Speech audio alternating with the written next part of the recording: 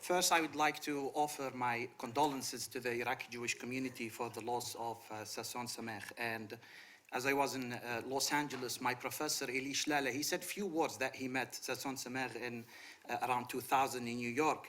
He said, to my recollection, he was a kind man, a real lover of Iraq, a real lover of Iraq, that quiet, nostalgic. I wanted to share these words with you and to offer my condolences.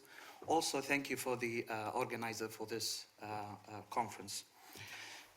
Today, I'm going to talk about the history we're going to be discussing. I will be discussing the law, instruction, statement, and decrees, and also regulation that were passed against the Iraqi Jews. We're going to discuss the political parties and newspaper and their position towards the displacement of Iraqi Jews, and we're also going to look at the fatwas, and through the historical context we'll try to explain these laws, instruction, and statement. I have to be really fast in doing that because there's a lot of laws that was passed, a lot of statement, declaration that were passed against the Iraqi Jews. The first one is law number 51 that was passed in 1948 on behalf of His Royal Highness the Regent, where they added the new word Zionism to that law that was first came into the Qaida al-Tashri'at al-Iraqiyya in 1930. And law number 1, which was passed in March 9 in a very urgent session that was held at 10:30 at the Parliament, and it was the Saleh Jabr champion for law number 1, which basically revoking the citizenship for Iraqi who wanted to leave Iraq or who left Iraq illegally, and those who previously left Iraq illegally. And if he did not return within 2 months, they would lose their Iraqi citizenship. And that law was only for 1 year, which was to end in March 10 or March 9, 1951. And as we can see, the numbers of the Jews in Iraq, I use Al-Akhbar newspaper because it was one of the most impartial newspaper that it talked about the number of the Jews. And we see in 1951 there were 35 left to Israel, while 103 they were registered to leave. And those people who registered for that law will be treated as a foreigner who lived in Iraq. Only 25,000 left who actually hold their Iraqi citizenship. Soon after, law number 5 was on March 10, which after the expiration of law number 1. And there was 2 important things on that law. First is to freeze all the properties of the Iraqi Jews and all of their immovable and movable assets. And the Article 2 was to establish a General Secretariat department that will be managing these laws. Not only that, that was on March 10, but on March 22, they actually this law became the foundation of the displacement and holding the property of the Jews and funds, which add that those who left Iraq, to every Iraqi Jew who left Iraq in the beginning of the 1948 and not in 1950, and they gave them a period of 2 months to return to Iraq. It was signed by Abd al-Ilah, Tawfiq al-Suwidi, and Nouri Saeed. And as we can see that after the pass of this law, there was a declaration or statement number 2 of the 1951, because many Muslims or Iraqi from other religions started to buy what we know amwal tijariya, commercial bonds probably, I think in English, and that the Iraqi government released this issue, this declaration, saying that it would be punishable by prison, I think 2 years, yes, and a fine of 4,000 Iraqi dinar. Not only that, it took them only the next year they issued declaration or statement number 14, where actually they repealed instruction number 2, which allowed people to really go and buy these funds. But also the most important thing is I want to talk about the decrees that were passed in the monarchy, number 3, number 9, and number 16, which was from the 1951 up until 1955 or 56. And we see that this decree, it says, seize, manage, depose, and liquidate all the properties that belong to Iraqi Jews who are, according to law number 1 and number 12, and number 2, to divide and sell, and this is important, sidewalk located within boundaries of the city, and to remove communality if found, izalat al-shiyur, which is one of the worst things that people could have to lose their property.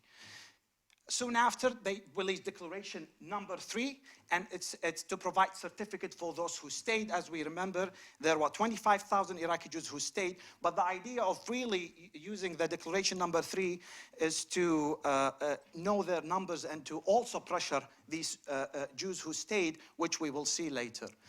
Talking about the political parties in Iraq, and I think it's their position from the 1950 till probably 1954 when Nouri Said abolished the parties that year. There was a significant differences in the political parties regarding the displacement of Iraqi Jews. There were some who supported the government decision to revoke Iraqi citizenship, and from it is Al-Istiqlal party by Mohammed Mahdi Saleh Qubba. That's his picture. He was a supporter of law number 1 and law number 12, and basically any law that passed against Iraqi Jews. Through their newspaper, Liwa al-Istiqlal, or the Independence Brigade, attempt to expose Zionist activity in Iraq for the purpose that saying it was a Zionist media campaign without any, of course, evidence. And in a statement that issued in March 18 of 1951, Al-Istiqlal Party called the freezing of Jewish fund after clear and comprehensive plan was put in place to compensate Arab refugees who lost their property, and the property was confiscated in Palestine. And I think these kind of comparing, it gave me, I thought about the term whatabouterism, which is a term that was used during the Cold War, is if you do this, then we switch to another problem. The idea is that the Iraqi Jewish community were expelled. We cannot compare the Iraqi Jewish community, who were an integral part of Iraq, and compare them to another population who lived in another geographic period, another geographic location. The other party who supported the revoking of Iraqi citizenship was the Constitutional Union, which was approved and licensed in 1949 and was by Anwar Said, Nouri Said, Nouri Said, and it's the adoption of law number 1 to revoke the Iraqi citizenship was indeed under Tawfiq al-Suwidi, and we know that Nouri Said resigned, and then Tawfiq al-Suwidi took the government and he issued that law. But surprisingly, there were 5 members of the Constitutional Union who were part of Tawfiq al-Suwidi government. In a speech that they gave in 1951, they said, Nouri Said said, "Is it permissible for justice to take its course and do not extend the hand of justice or exclude some of what we call citizens who have the benefit of investment in Iraq and own vast property in this country?" It seemed that the newspaper, which Al-Ittihad al-Dasturi, wanted to delude Iraqi street that Jewish people, or the Iraqi Jews, left the country voluntarily and they fulfilled their desire to join the state of Israel. Not only that, but also Al-Ittihad al-Dasturi released so many articles calling that law number 12, which basically managing the property of the Iraqi Jews, is a new and successful step for the government of Iraq, and described it also as a great and bold action. But also we talk about the Socialist National Party, which through their newspaper Al-Ummah, it was championed by Saleh Jabr, was established in 1951, and they also supported the laws that were passed against the Jews, and especially law number 1, where Saleh Jabr had to issue the law because of the increased number of the illegal migration of Jews from Iraq. But I want to take you back to the 1941 to the Farhud, and to remember that from 1941, which I consider is the beginning of the end, we had witnessed an illegal immigration of Iraqi Jews, about 10,000, some accounts said 13,000, and some accounts such as Karol Basri said 6,000.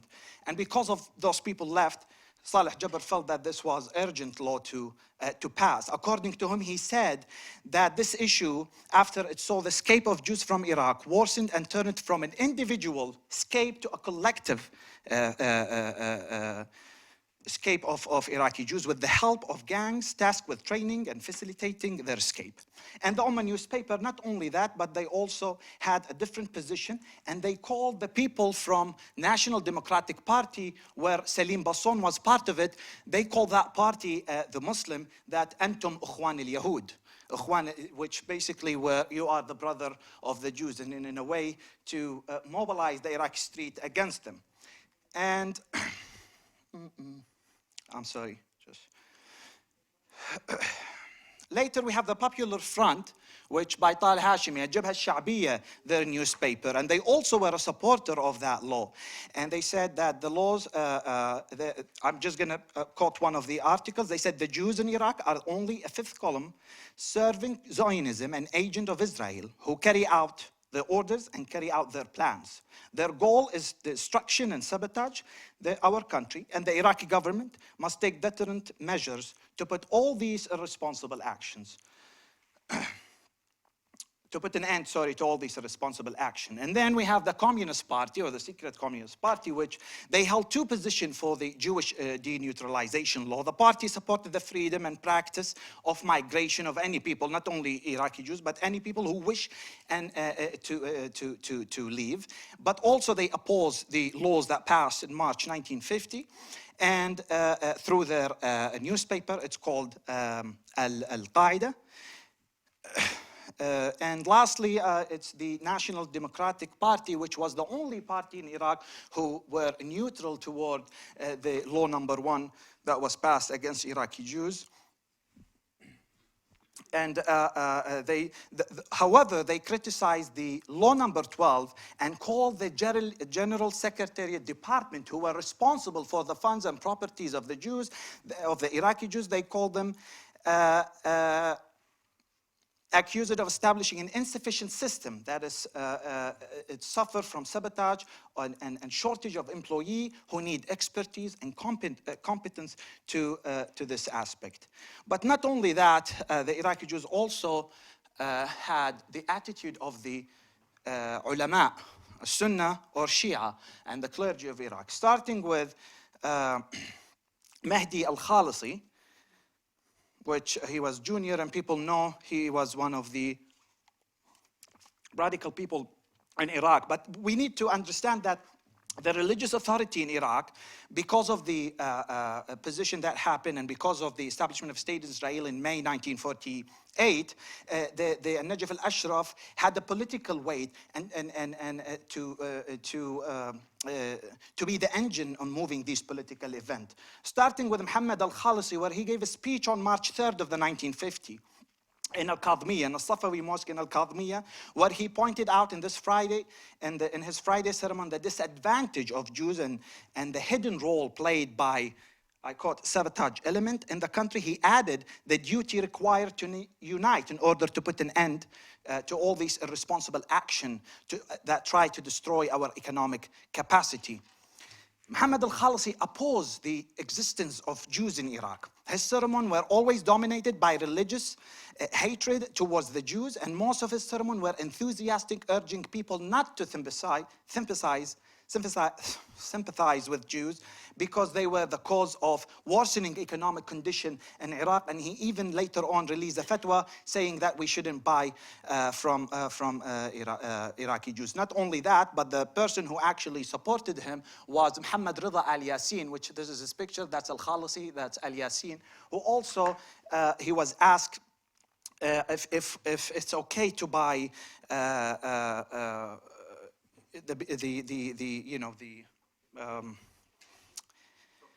properties of the Jews, and not properties, the bags, the belonging that began heavily to circulate in the market. And Al-Yassin pointed out that it was not permissible for Muslims to buy them, nor was permissible for Muslims to help Jews to join their state and to go to Tel Aviv. This is a result of strengthening the Zionist entity against Islam and the Muslim world. As you can see, this is the kind of fatawi that was released here. One of them talking about not buying from Muslims. This was for al-Khalisi, that was for al-Yassin. But to go back, that's also what he said in the sermon in 1950 on Friday. The third one was Muhsin al-Hakim. Muhsin al-Hakim opposed the Iraqi government laws, and he said that in one equation that we have to look at the Iraqi people without distinction or discrimination. He demanded that in the name of Islamic Iraq and the spirit of our heritage, al-Hakim issued a fatwa that provided the purity of Jewish and Christian, and that shows of confidence in Iraqi Jews. Also, Muhammad al-Sadr, which I think many of us know, Muhammad al-Sadr, who championed the revolution of the 1920, who was a Senate member of the 1925, who was a prime minister in the 1948, who also opposed the law that was passed by the Iraqi government, where he stated, I'm losing it, 1 second. He shared the same opinion of Al-Hakim, and he pointed out that we need to differentiate between Iraqi Jews and Zionist movement, because Iraqi Jews are a part of the Iraqi community. Al-Sadr contended that Zionism was responsible for creating this spirit of hostility between Muslims and Jewish Iraqi, who once had been one people.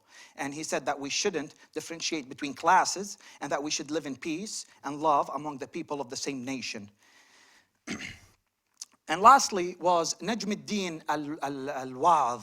He got this name, al-Wa'adh, the preacher. He was one of the moderate Sunni scholars in Iraq, and he opposed the law that was against the Jews. He said that we need to respect the followers of the divine religion and not to infringe on their rights and property and not to be abused. Nonetheless, Najmuddin supported legal measures taken by the Iraqi government to leave a choice for Iraqi Jews to stay or to migrate from Iraq. But at the same time, he called to not override them, deny their right, take their property.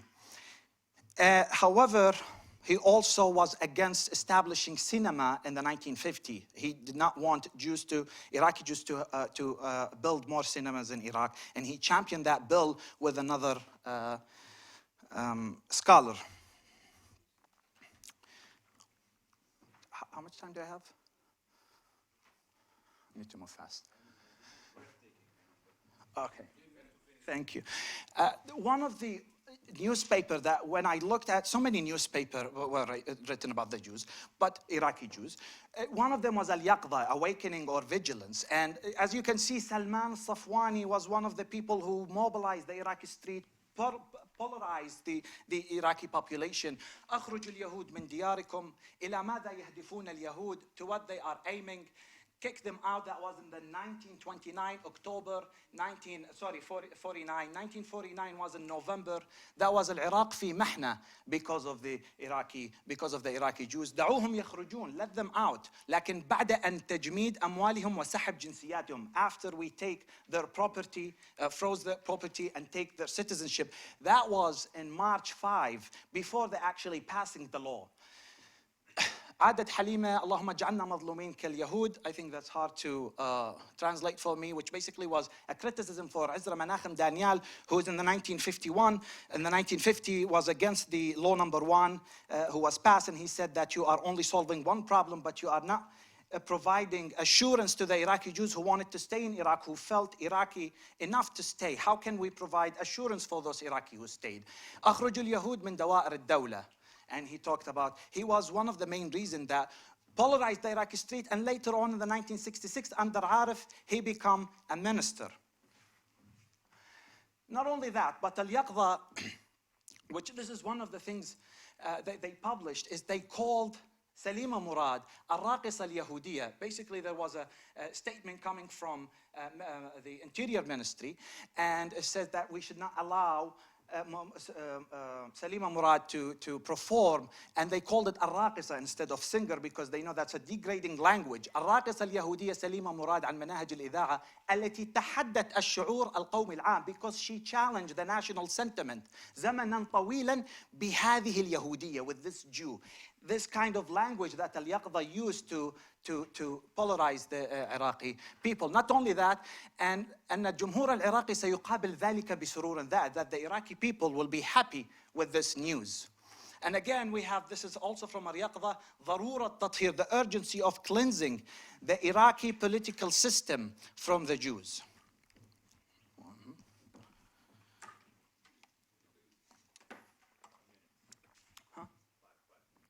I won't be able, okay. So I'm going to move really fast. Here, there was instruction number 2 of the 1951. And as you can see, these laws is also... Oh, Yes, I think that one of the most important instruction was this instruction number 2 of the 1954, which basically allowed the Secretary General or his representative to enter into auction and to remove the common property, which is إزالة الشيوع, for Jews whose citizenship was provoked. Not only that, but in case of an insufficient balance, the Secretary General may borrow an amount needed from another Iraqi Jew whose citizenship been provoked in order to complete the purchase.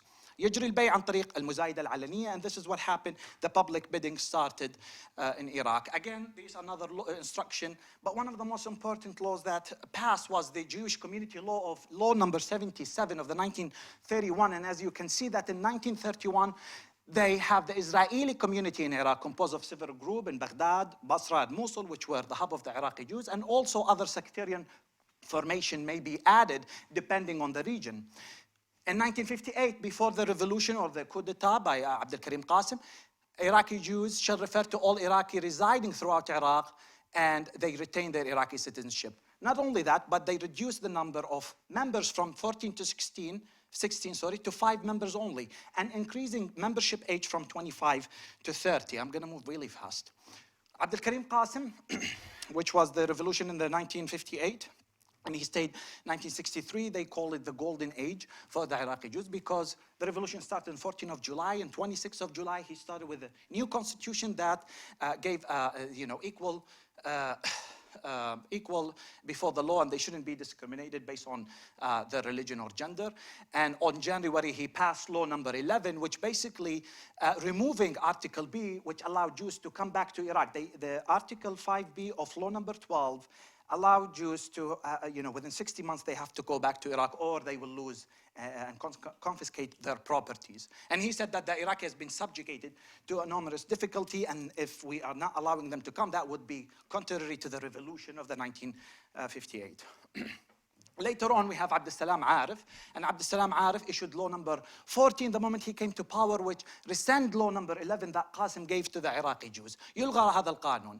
The other thing he did, he passed law number 54, which basically gave Iraqi Jews who left shall return within a period of 6 months. But the most important law that Arif passed was 1963 Arif government with the help of Ahmed Hassan al-Bakr. And this is an important point because when Arif took over and killed Qasim, his prime minister for the first 9 months was Ahmed Hassan al-Bakr. And with the help of Ahmed Hassan al-Bakr, they did release law number 109, which repelling the Israeli community law. Not only that, but instruction number 163, instruction number 164, and it's all added more pressure to the Iraqi Jews in terms of hospitalization. If people were outside, for students who were outside, for trade and for tourism, they added a lot of pressure and restriction. Not only that, but also law number 161, where Anwar Shaul wrote in his memoir, it was passed for Iraqi Jews to obtain a yellow card. And he wrote this poem for that card. And he said, when we went there, we changed our name with Rahman, Abdul Rahman. I don't know why I can't see it here. It changed a few.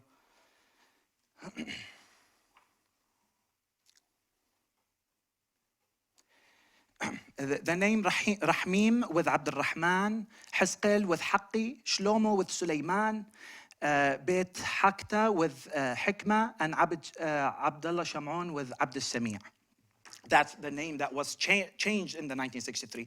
And lastly is the law number 22, which also more regulation and restriction on the Iraqi Jews. Then we have Abdurrahman al-Jumaili, which the brother of Arif, who took power from 1966 to 1968, and he also released law number 64, enforced commercial bill, prohibited them from selling. And the reason for that, he said, given the current circumstances, in order to prevent Jews from smuggling their money from Iraq and sham behavior, this law was intact. And again, you can see law number 25 and law number 10, which limited the payment for Iraqi Jews to only 100 dinar. Later, the Arab socialists and the Ba'ath Ahmed Hassan al-Bakr and Saddam Hussein al-Majid, they came to power in 1968, and the execution happened where they executed 9 people, 9 Iraqi Jews in the 1969 of the 27th of January. However, they killed them at 4 a.m. in the prison, and at 6 or 8 a.m. they hanged their bodies. I met 2 of the family relatives, and I interviewed them, and one of them told me that his father died where they made a car actually crush him in the prison in order to say that he's a Zionist. And he didn't, and he died. And this is, you can see, الرئيس البكر يشارك الجماهير فرحتها بإعدام الجواسيس. They invited Iraqi to come to enjoy the feast of executing the Iraqi Jews, and he came. And that was also by another memoir written saying that Saddam Hussein and Ahmed Hassan al-Bakr, they were riding a limousine. They came around the people and you know, to increase their enthusiasm probably. Anyway, I'm not going to discuss all these laws, but all these laws were passed under Saddam Hussein and Ahmed Hassan al-Bakr. All of these laws were to more monitoring, to pressure the Jews to take. Even if you look at 1971, من حق اليهود حق العودة لليهود. In 1975, they released a law that Iraqi Jews, they are welcome to come back. But the next year, they immediately took all of their property, and instead of under the Secretary Department, it became under the Agriculture Ministry. They started now to go to the Secretary Department that was established in Law Number 5 in the 2nd article, and he started now to take out this responsibility and put it in different ministry in Iraq.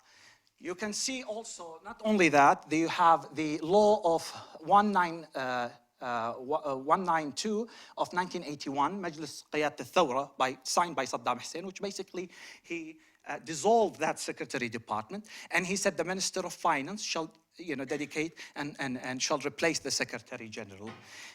But the other thing, I study under Professor Joseph Sassoon, and I think, I started to think. I took so many courses with him about dictatorship, about Saddam Hussein, and anatomy of authoritarianism. And I kept thinking of Daniel Menachem, because if I am a dictator, I'm going to go behind this man. It took me 3 weeks to actually get this law, because they did not put any Yahud, I did not put any keyword like that.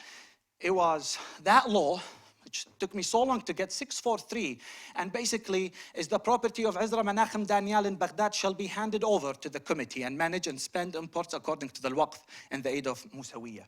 If we go back to Ili Shuhat's book, she said there were only 3,000 Iraqi Jews left. So I don't know what kind of law this would make sense to really taking all of his property and taking it out of the Israeli law.